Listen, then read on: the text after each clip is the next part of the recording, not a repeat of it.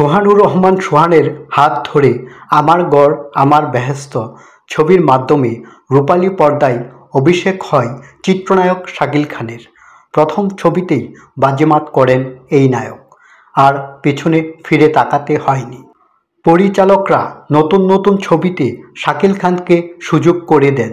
তার উল্লেখযোগ্য সিনেমার মধ্যে রয়েছে নারীর মন, এ মন তোমাকে দিলাম, আমার মা, আমার বেহেশত, বিয়ের ফুল, মা যখন বিচারক, মেঘলা আকাশ, অবুঝ শিশু, প্রাণের প্রিয়তমা, কষ্ট ইত্যাদি।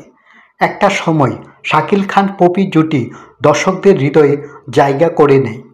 তুমুল জনপ্রিয় হয়ে ওঠে এই জুটি।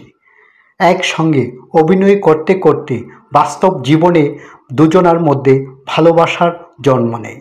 তাদের প্রেম নিয়ে ফিল্ম ইন্ডাস্ট্রিতে তুমুল আলোচনার কেন্দ্রবিন্দুতে পরিণত হয়।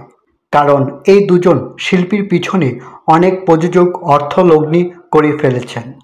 অনেকে ব্যবসা সফল ছবির নায়ক যখন কেরিয়ারে শীর্ষ সময় পার করেছেন, তখনই তার বিরুদ্ধে শিডিউল ফাঁসানো, অভিনয়ে চেয়ে ব্যক্তিগত বিষয়গুলো প্রাধান্য দেওয়া সহ নানা অভিযোগ ওঠে।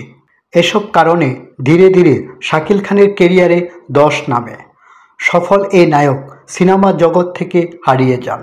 বর্তমানে সেই শাকিল খান কেমন আছেন, কি করছেন? চিরাচরিত হাসি দিয়ে এই নায়ক বলেন, সবার দোয়ায় ভালো আছি। ব্যবসা নিয়ে ব্যস্ত সময় পার করছেন এই নায়ক।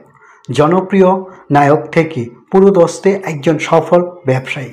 তিনি বলেন, আমি যে সময় সিনেমায় কাজ করতাম তখনকার আর এখনকার এফডিসির পরিবেশ আকাশ পাতাল পার্থক্য। সহশিল্পীদের প্রতি ন্যূনতম শ্রদ্ধা ভালোবাসা বর্তমানে নেই বললেই চলে।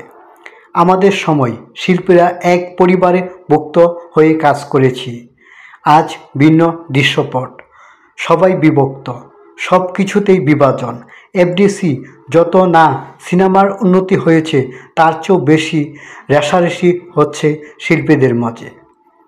ব্যক্তিগত জীবনে শাকিল খান চিত্রনায়িকা জনাকে ভালোবেসে বিয়ে করেছিলেন, কিন্তু সেই বিয়ে ভেঙে যায়। তাদের ঘরে এক পুত্র সন্তান জন্ম হয়। পরে শাকিল খান পারিবারিকভাবে বিয়ে বন্ধনে আবদ্ধ হন। বর্তমানে সেই ঘরে তার 2 ছেলে 1 মেয়ে রয়েছে। পরিবার পরিজন নিয়ে সুখে সময় পার করছেন চিত্রনায়ক শাকিল খান। দর্শক, আমাদের আজকের ব্লগটি যদি আপনাদের কাছে ভালো লেগে থাকে তবে আমাদের চ্যানেলটি সাবস্ক্রাইব করবেন, ভিডিওতে লাইক ও শেয়ার দেবেন।